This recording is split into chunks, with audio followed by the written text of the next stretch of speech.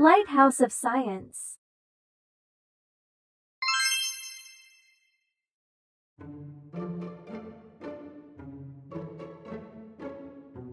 In this video, we will talk about the cause of Albert Einstein's death and how his brain was stolen and examined in the laboratory 7 hours after his death.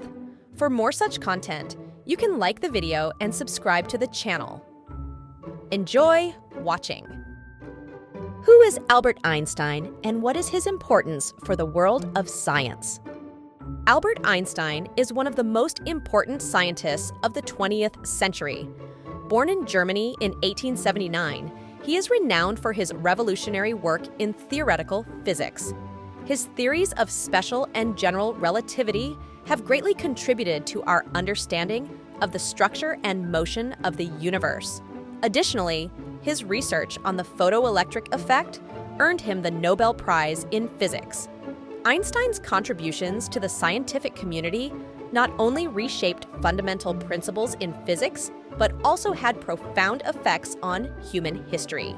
His discoveries in physics have redefined basic principles and paved the way for the development of modern technology.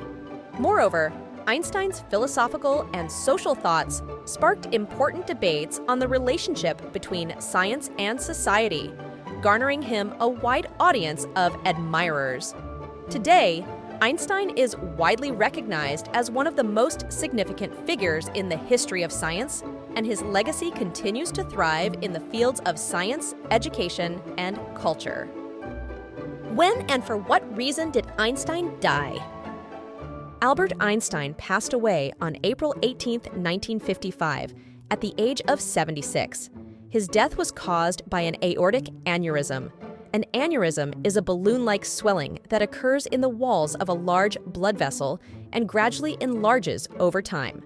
Einstein's death occurred at his home in Princeton, New Jersey. His health in his final years was affected by heart ailments and serious vascular problems. His death resulted from the rupture of the aneurysm, leading to sudden demise. Einstein, hailed as a great genius, lost to both the scientific community and humanity, was mourned worldwide. Why was Einstein's brain stolen 7 hours after his death? A few hours after Albert Einstein died at his home in New Jersey, his body was taken by medical teams to the clinic of on-duty pathologist Thomas Harvey for autopsy at Princeton Hospital. Standing in front of pathologist Thomas Harvey was the smartest person in the world. He didn't want to just bury his brain in the ground. Harvey said he took Einstein's brain without his family's permission. The incident came to light a few days later, and what Thomas Harvey had done was revealed. According to Harvey, he received permission from Einstein's son, Hans Albert, to keep the brain. Hans Albert's only condition was that the studies on his father's brain would be for scientific purposes only. Shortly after the theft, he was fired from the hospital where he worked. According to their statements, he divided Einstein's brain into 240 pieces and began storing it in a special cellulose. During this period, he fell out with his wife and traveled all over the country looking for a job. When he finally got to work in a laboratory in Kansas, Einstein's brain was stored in a case of cider on the bottom shelf of a beer fridge. From time to time, Harvey remembered that he had the brain of one of the smartest people in the world and was examining it. However, his efforts alone were insufficient. He eventually prepared 1,000 microscopic slides from Einstein's brain. He sent these pieces he prepared to scientists living in many different parts of the world and asked them to examine them. Finally, the brain of a genius was in the hands of real experts. Was Einstein's brain unique? Scientists who took pieces from Einstein's brain began to work with great enthusiasm. After all, they had pieces of the brain of a man who changed the history of world science. We don't know if they were disappointed, but Einstein's brain didn't seem that strange, unusual, or unique, except for minor differences. Einstein's brain was slightly lighter and smaller than the brain of the average adult male. The lower parietal region was 15% larger than the average brain. This brain region is the region where mathematical functions, three-dimensional thinking, and advanced mental activities take place.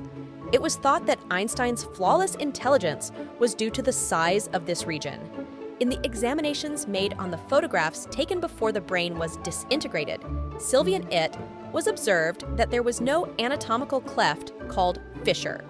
Einstein's brain did not have some of the changes that should be present in the brain of a 76-year-old. It looked like the brain of a much younger person. Where is Einstein's brain now? After distributing some of the brain pieces and examining some of them, Thomas Harvey donated the last pieces he had to the pathology department of Princeton Hospital.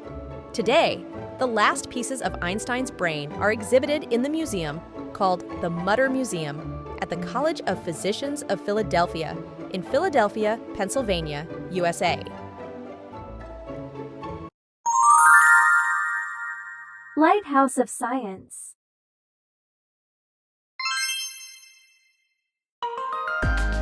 We have come to the end of the video.